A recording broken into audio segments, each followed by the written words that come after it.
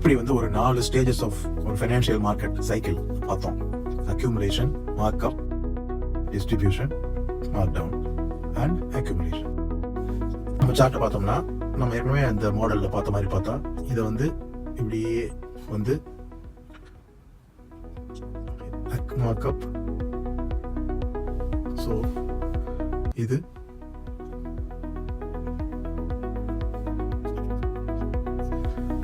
இதுலேருந்து என்ன தெரியுது அப்படின்னா இதில் அந்த சார்ட்டை வந்துட்டு ஒரு மறுபடியும் இந்த ஏரியா இது டிஸ்ட்ரிபியூஷனாகவும் இருக்கலாம் அல்லது ஏற்கனவே சொன்ன மாதிரி ரீஅக்யூமுலேஷனாகவும் இருக்கலாம். அது ஃபர்தர் அது மேலே போகிறதுக்கு $4079 ஒரு அவுன்ஸுக்கு. ஒரு அவுன்ஸ் அப்படின்னா 33 கிராம் இந்த மாதிரி வரும். ஸோ இதில் பார்த்தீங்க அப்படின்னா இது வந்து டிஸ்ட்ரிபியூஷன், இது அக்யூமுலேஷன். இது வந்து டிஸ்ட்ரிபியூஷன் கிடையாது, ஏன்னா இதுக்கப்புறம் மேலே போயிருக்கு. இது மேலே போனதுனால இது வந்து ரீஅக்யூமுலேஷன். நீங்க இதனுடைய டைம் லைன் பார்த்தீங்க அப்படின்னா 2022 இந்த ரீஅக்யூமுலேஷன் ஸ்டார்ட் ஆகி 2022 $1600 இருந்தது. மார்க்அப் எங்கிருந்து எங்கே போயிருக்கு? லோ வந்து 144. இந்த இடத்துல வந்து ஒரு 700 to 800 ரேஞ்சில் வந்து ஸ்டார்ட் ஆயிருக்கு. ஸோ இங்கேருந்து அக்யூமுலேஷன் ஸ்டார்ட் ஆகி 700-800 ஸ்டார்ட் ஆகி 2700 வரைக்கும் போயிருக்கு. இருந்தாலும் அந்த ஒரு ரேஞ்ச் இதுக்கு முன்னால 2275, ஹையஸ்ட் வந்து 2700, கீழே வந்து 1800, 1900. ஸோ இந்த ரேஞ்சில் வந்துட்டு இப்போ ரேஞ்ச் பவுண்டா இருக்கு. இந்த ஏரியா ஃபுல்லா டிஸ்ட்ரிபியூஷன், இந்த ஏரியா ஃபுல்லா அக்யூமுலேஷன். இப்போ இந்த ஏரியாவில் வந்து சுத்திக்கிட்டு இருக்காங்க. இப்போ இவங்க இப்படி வருவாங்களா இல்லை இப்படி போவாங்களா தெரியாது. கீழே வந்தாங்கன்னா டிஸ்ட்ரிபியூஷன், மேலே போனாங்கன்னா ரீஅக்யூமுலேஷன். screener.in அப்படின்னு சொல்லிட்டு ஒரு வெப்சைட். இது இந்தியன் ஸ்டாக்ஸ் பார்க்கறதுக்கு ஆன ஒரு வெப்சைட். ஸ்கிரீனர் www.screener.in போட்டீங்கன்னா மேலே போச்சுன்னா ரீஅக்யூமுலேஷன். ஸோ நிறைய சார்ட் ஏன் பார்க்குறோம் அப்படின்னா உங்களுக்கு ஈஸியாக புரிஞ்சுக்கிறதுக்காக. ஸோ நம்ம ட்ரேடிங் வியூலையும் பார்க்குறோம், screener.inலையுமே பார்க்குறோம். அல்லது இது எல்லாமே டோட்டலாகவே வந்து ஒரு அக்யூமுலேஷனும் சொல்லலாம். ஸோ நம்மளுடைய டைம் ரேஞ்சை பொறுத்து இருக்கு. பெரிய லெவலில் பார்த்தோம்னா 2010 to 22 வரைக்குமே வந்து இது அக்யூமுலேஷன்ல இருந்திருக்கு. ரேஞ்ச் பவுண்டா ஒரு ரேஞ்சுக்குள்ள தான் இருந்திருக்கு. 20 பிரைஸ் வந்துட்டு ஒரு $20 ஒரு $80 வரைக்கும். ஆனால் இன்னைக்கு $180 போயிட்டு இருக்கு. இப்போ வந்து மேலே ஏறிக்கிட்டு இருக்கு. பட் இது வந்து சின்ன அப் ட்ரெண்ட். இதுதான் நான் சொன்ன screener.in, Indian stocks searching platform. இந்த வெப்சைட்ல போயிட்டு நீங்க வந்து ஃபார் எக்ஸாம்பிள் இருக்கிற பெஸ்ட் கம்பெனி என்னன்னு பார்த்தோம்னா, உதாரணத்துக்கு டாப் மார்க்கெட் கேப் பார்த்தா Reliance. So Reliance Industries Limited. அப்படியே ஸ்க்ரால் டவுன் பண்ணி இது ப்ரைஸ் சார்ட், இது PE ரேஷியோ. ஸோ நம்ம ப்ரைஸ் சார்ட் தான் நமக்கு வேணும். ஸோ அதுக்கப்புறம் இந்த 10 years, 10 maximum years, maximum period. So ஜனவரி 2006 ஜனவரி இன்னைக்கு வந்துட்டு லேட்டஸ்ட் நவம்பர் 21, 2025 நவம்பர் வரைக்கும் வந்துட்டு நமக்கு வந்துட்டு இதில் காமிக்குது. ஸோ இந்த வால்யூம் இதை வந்து நம்ம எடுத்துடலாம். ஒன்லி ப்ரைஸ் மட்டும் இந்த 50, 200 இது எல்லாமே இந்த பாக்ஸ் எல்லாம் அன்செக் பண்ணிட்டு இதில் கூட நீங்கள் வந்து அந்த போர்ஷன் வந்துட்டு பார்க்க முடியும். இப்போ இந்த ஏரியா இதை வந்துட்டு டிஸ்ட்ரிபியூஷன் சொல்லலாம். என் இணைய தமிழ் மக்களே, இதுக்கு முன்னால் உள்ள வீடியோவில் இப்படி வந்து ஒரு 4 ஸ்டேஜஸ் ஆஃப் ஒரு ஃபைனான்சியல் மார்க்கெட் சைக்கிள் பார்த்தோம். Accumulation, markup, distribution, mark down and accumulation.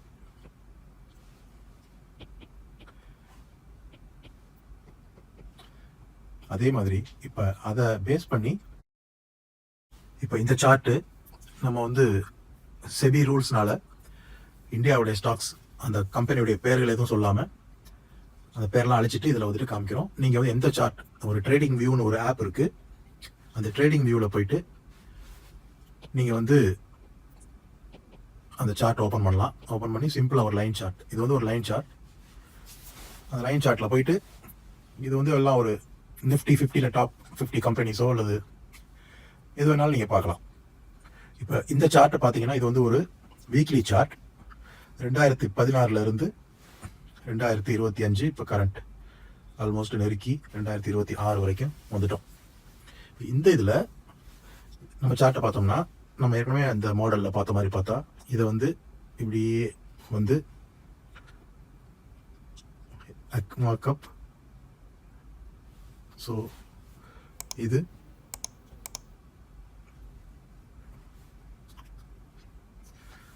இதுலேருந்து என்ன தெரியுது அப்படின்னா, இதில் அந்த சார்ட்டை வந்துட்டு ஒரு லைனாக ட்ரா பண்ணுறோம் அப்படின்னா ஆவரேஜாக இது வந்து ஒரு டிஸ்ட்ரிபியூஷன், இது வந்து டவுன் ட்ரெண்ட், திரும்ப இது அக்யூமுலேஷன், திரும்ப இது அப் ட்ரெண்ட், டிஸ்ட்ரிபியூஷன். ஆனால் இது டிஸ்ட்ரிபியூஷனாக தான் இருக்கணும்னு அவசியம் இல்லை. ஏன் அப்படின்னா மேபி இனி இந்த சார்ட் வந்து இன்னைக்கு கீழே இறங்குச்சுன்னா, ப்ரைஸ் கீழே இறங்குச்சுன்னா இது டிஸ்ட்ரிபியூஷன் சொல்லலாம். சப்போஸ் இதுக்கப்புறம் மேலே போச்சுன்னா அப்போ வந்து இது டிஸ்ட்ரிபியூஷன் கிடையாது. அப்போ வந்து இது வந்து ரீ அக்யூமுலேஷன் அப்படின்னு சொல்லுவாங்க.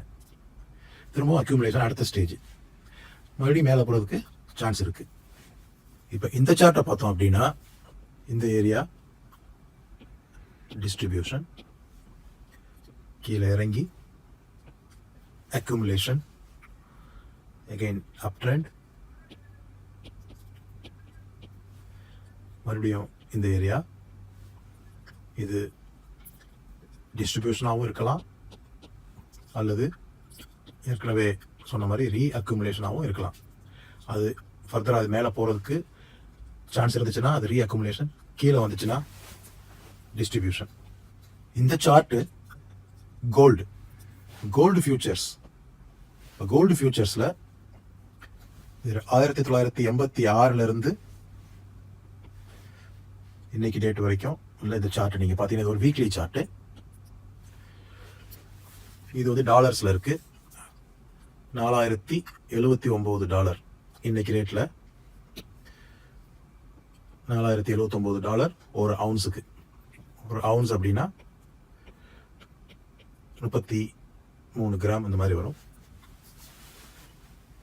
ஸோ இதில் பார்த்தீங்க அப்படின்னா இது வந்து டிஸ்ட்ரிபியூஷன், இது அக்யூமுலேஷன், இது வந்து டிஸ்ட்ரிபியூஷன் கிடையாது, ஏன்னா இதுக்கப்புறம் மேலே போயிருக்கு. அப்போ இது மேலே போனதுனால இது வந்து ரீ அக்யூமுலேஷன். நீங்கள் இதனுடைய டைம் லைன் பார்த்தீங்க அப்படின்னா 2022 இந்த ரீ அக்யூமுலேஷன் ஸ்டார்ட் ஆகி 2022 $1600 இருந்தது. அதுக்கப்புறம் $2000 வந்து பிரேக் பண்ணிட்டு பிரேக் அவுட் மேலே போயிடுச்சு. இப்போ மேலே போயிட்டு இருக்கு. அடுத்து என்ன நடக்கும் அப்படிங்கிறது யாருக்கும் தெரியாது. இது இப்படியே தொடருமா, இல்லை டிஸ்ட்ரிபியூஷன் ஸ்டார்ட் ஆகுமா, இல்லை எகெயின் அனதர் ரீ அக்யூமுலேஷன் நடக்குமா அப்படிங்கிறது இப்போதைக்கு தெரியாது. ஆனால் இந்த சார்ட்டை பார்க்கும்போது அந்த ஷேப்பை வச்சு உங்களுக்கு ஒரு ஐடியா கிடைக்கும். இந்த இடத்துல வந்து அக்யூமுலேஷன் நடந்திருக்கு, இந்த இடத்துல டிஸ்ட்ரிபியூஷன் நடந்திருக்கு, திரும்ப இந்த இடத்துல டிஸ்ட்ரிபியூஷன் நடந்திருக்கு, இந்த இடத்துல அக்யூமுலேஷன் நடந்திருக்கு, அப்படியே சொல்லலாம். இப்போ இந்த சார்ட் பார்த்தீங்கன்னா இப்போ நம்ம இங்கே 2025 இருக்கோம். இது ஓவராலாக பார்த்தா இது டிஸ்ட்ரிபியூஷன் சொல்லலாம். ஸோ 2023 ஜூலைலேருந்து இப்போ இது வரைக்கும் டாப்பில் வந்து ஃப்ளக்சுவேட் ஆகிட்டு இருக்கு. எல்லாமே வீக்லி ட்ரெண்டு தான். ஆனால் இருந்தாலும் இந்த ரேஞ்சில் கூட நீங்கள் பார்த்தீங்கன்னா கிட்டத்தட்ட ஒரு 1600 2744 வரைக்கும் வந்துட்டு மேலேங்களே அடிச்சுக்கிட்டு இருக்கு. ஆனாலும் இது எல்லாமே வந்து அப் ட்ரெண்ட் அல்லது மார்க்அப் அப்படின்னு சொல்ல முடியுமா அப்படின்னு கேட்டா முடியாது. இதுதான் மார்க்அப். மார்க்அப் எங்க இருந்து எங்கே போயிருக்கு? லோ வந்து 144. இந்த இடத்துல வந்து ஒரு 700 to 800 ரேஞ்சில் வந்து ஸ்டார்ட் ஆயிருக்கு. ஸோ இங்கேருந்து அக்குமுலேஷன் ஸ்டார்ட் ஆகி 700 800லேருந்து ஸ்டார்ட் ஆகி 2700 வரைக்கும் போயிருக்கு. இருந்தாலும் அந்த ஒரு ரேஞ்சு இதுக்கு முன்னால் 2275, ஹையஸ்ட் வந்து 2700, கீழே வந்து 1800, 1900. ஸோ இந்த ரேஞ்சில் வந்துட்டு இப்போ ரேஞ்ச் பவுண்டாக இருக்கு. ஸோ இது டிஸ்ட்ரிபியூஷனாகவும் இருக்கலாம் அல்லது ரீ அக்குமுலேஷனாகவும் இருக்கலாம். இந்த சார்ட்ல பார்த்தீங்கன்னாலும் இந்த ஏரியா ஃபுல்லா டிஸ்ட்ரிபியூஷன், இந்த ஏரியா ஃபுல்லா அக்யூமுலேஷன். இப்போ இந்த ஏரியாவில் வந்து சுற்றிக்கிட்டு இருக்காங்க. இப்போ இவங்க இப்படி வருவாங்களா இல்லை இப்படி போவாங்களா தெரியாது. கீழே வந்தாங்கன்னா டிஸ்ட்ரிபியூஷன், மேலே போனாங்கன்னா ரீஅக்குமுலேஷன்.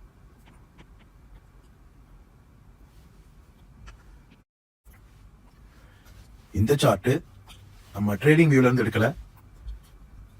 screener.in அப்படின்னு சொல்லிட்டு ஒரு வெப்சைட். இது இந்தியன் ஸ்டாக்ஸ் பார்க்கறதுக்கு ஆன ஒரு வெப்சைட்டு. ஸ்க்ரீனர் www.screener.in போட்டிங்கன்னா உள்ளே போயிட்டு அந்த கம்பெனியில் உங்களுக்கு தெரிஞ்ச கம்பெனி அல்லது நிஃப்டியில் அல்லது NSE எக்ஸ்சேஞ்சில் ட்ரேட் ஆகிற ஏதாவது ஒரு ஸ்டாக்கு, அதை நீங்கள் உள்ள போய் பார்த்தீங்கன்னா தெரியும். அந்த ஏதாவது ஒரு ஸ்டாக்கை போட்டு இந்த மாதிரி ஒரு சார்ட் வரும். அதில் வந்து இந்த 50, 200, DMA, வால்யூம் இதெல்லாம் டிக் பண்ணிருந்துச்சுன்னா இதெல்லாம் வந்துட்டு அதே பாக்ஸில் டச் பண்ணி கட் பண்ணிவிடுங்க. ஒன்லி ப்ரைஸ் மட்டும் செலக்ட் பண்ணுங்கள். அப்போ இந்த மாதிரி ஒரு ப்ளூ கலர் பென்லையோ சார்ட் வரும். இப்போ இந்த சார்ட்டில் வந்துட்டு நீங்கள் வந்து அக்யூமுலேஷன் டிஸ்ட்ரிபியூஷன் எப்படி பார்க்கலாம் அப்படின்னு பார்த்தீங்கன்னா, ஸோ இது வந்து அக்யூமுலேஷன், ஸோ இது வந்து டிஸ்ட்ரிபியூஷன், ஸோ இது வந்து மார்க் டவுன் ட்ரெண்ட். அதுக்கப்புறம் இது அப் ட்ரெண்ட். மறுபடியும் அக்யூமுலேஷனும் டிஸ்ட்ரிபியூஷனும் தெரியாது. கீழே வந்துச்சுன்னா டிஸ்ட்ரிபியூஷன், மேலே போச்சுன்னா ரீ அக்யூமுலேஷன். ஸோ நிறைய சார்ட் ஏன் பார்க்குறோம் அப்படின்னா உங்களுக்கு ஈஸியாக புரிஞ்சுக்கிறதுக்காக. ஸோ நம்ம ட்ரேடிங் வியூலையும் பார்க்குறோம், screener.inலையுமே பார்க்குறோம். அதே மாதிரி screener.inல இன்னொரு சார்ட் நம்ம எடுத்திருக்கோம். ஒரு கம்பெனி, அது ஏதாவது ஒரு கம்பெனியாக இருக்கலாம். இப்போ அந்த கம்பெனி இப்படி பார்த்தீங்கன்னா இதில் வந்து சின்ன சின்ன அக்குமுலேஷன் டிஸ்ட்ரிபியூஷன் சொல்லலாம்.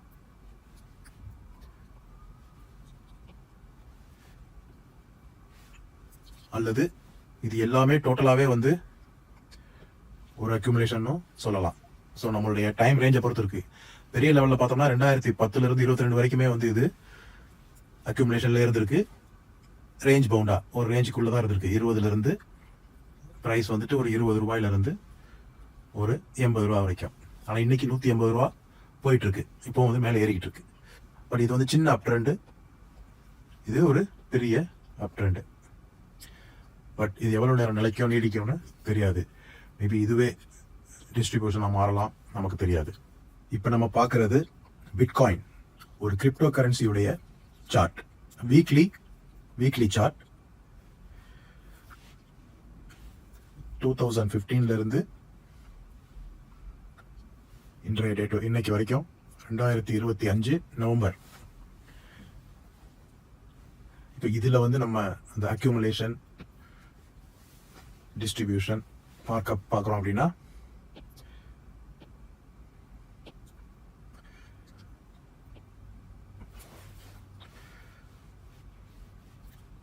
நம்மளுடைய ஜூம் பண்ணால் கொஞ்சம் ஈஸியாக வந்து இது பண்ணலாம்.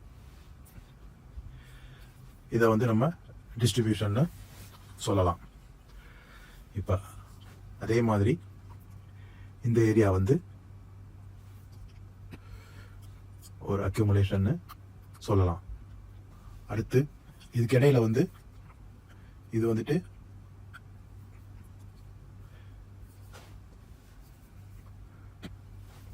இது வந்து மார்க்அப் ட்ரெண்டு. அதுக்கப்புறம் இங்கிருந்து மார்க் டவுன் ட்ரெண்டு. இது மார்க் டவுன், இது மார்க் அப்.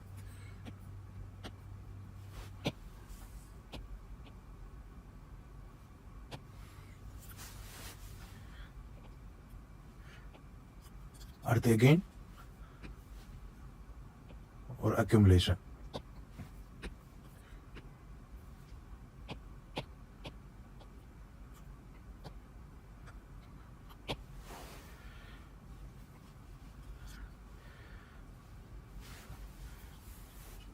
இப்படியும் சொல்லலாம், அல்லது இது வந்து ஒரு பெரிய லெவல்ல பார்த்தோம்னா இது ஃபுல்லாவே அக்குமுலேஷன் கன்சிடர் பண்ணலாம்.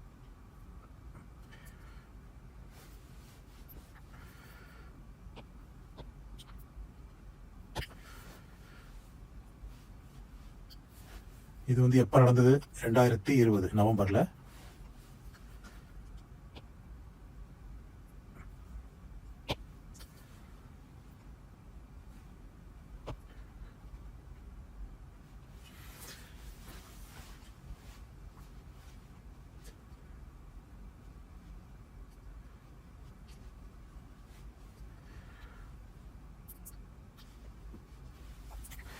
அது முடிஞ்சதுக்கு அப்புறம் மார்க்அப்.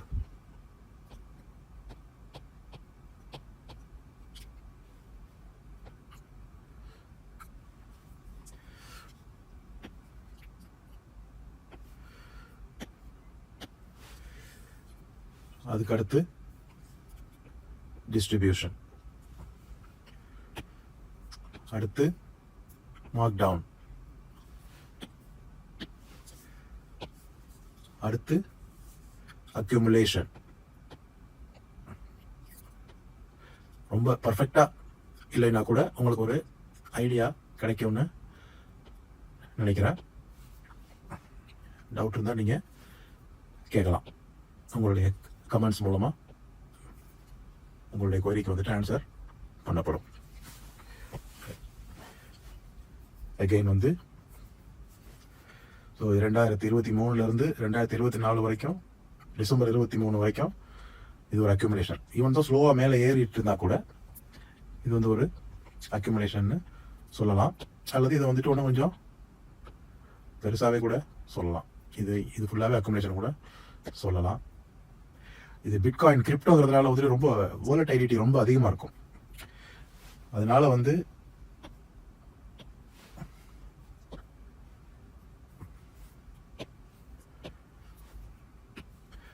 ஓகே. ஸோ இந்த இடத்துல வந்து ஒரு ரீஅக்குமுலேஷன் இதை சொல்லலாமா? ஏன்னா வந்து இது டிஸ்ட்ரிபியூஷன் அப்படின்னா கீழே போயிருக்கும் அடுத்து. ஸோ இந்த ஏரியா வந்துட்டு ரீஅக்குமுலேஷன் சொல்லலாம்.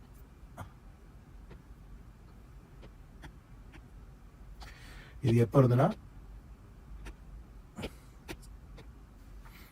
இப்போ வந்துட்டு இது வந்து 25th டிசம்பர், அந்த டிசம்பர் 23 இருந்து அந்த பக்கம் அக்டோபர் 24 வரைக்கும் ஃப்ளக்சுவேஷன் மேலே கீழே அடிச்சுக்கிட்டே இருக்கு.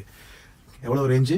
55,000 இருந்து $70,000. எல்லாமே டாலர்ல இது கிரிப்டோ, இந்த பிட்காயின்.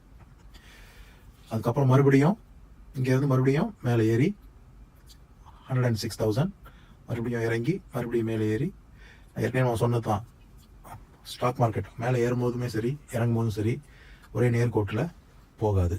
இதே நீங்கள் வந்து இந்த வீக்லிக்கு பதிலாக 2 வீக்ஸ் பார்த்தீங்கன்னா கொஞ்சம் ஃப்ளக்சுவேஷன் கம்மியாக நீங்கள் பார்க்க முடியும். அல்லது 1 மந்த்லி ட்ரெண்டில் பார்த்தீங்கன்னா இன்னுமே கிளியராக பார்க்க முடியும். ஸோ இப்போ வந்து இன்னும் கொஞ்சம் பெட்டராக வந்து நம்மளால் வந்து அந்த அக்யூமுலேஷன் ரீஜனையும் டிஸ்ட்ரிபியூஷன் ரீஜனையும் நம்மளால் வந்து கண்டுபிடிக்க முடியும்.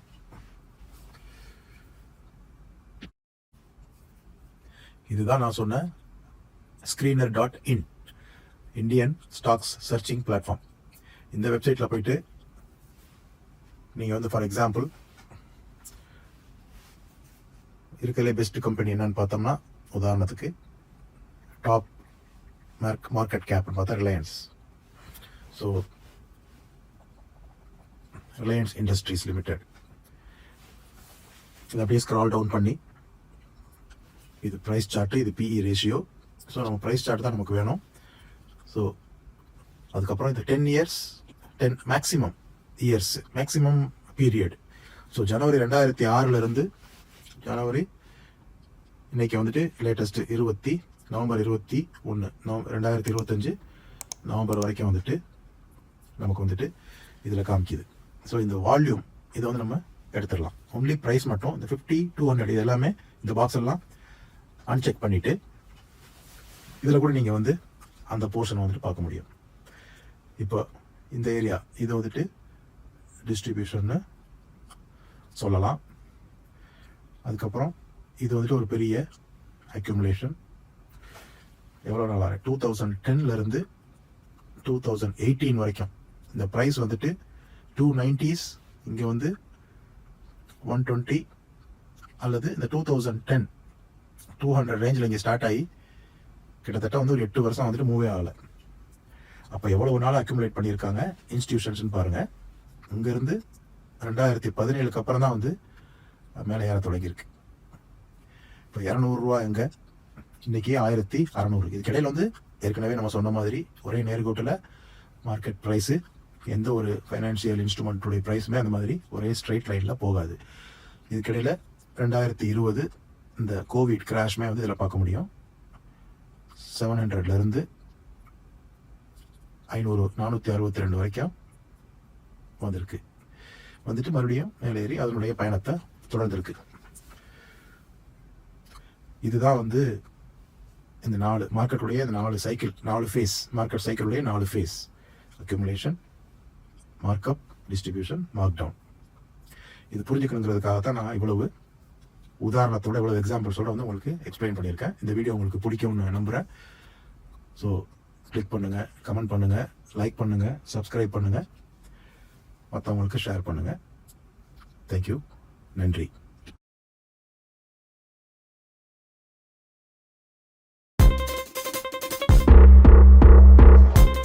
என் இணைய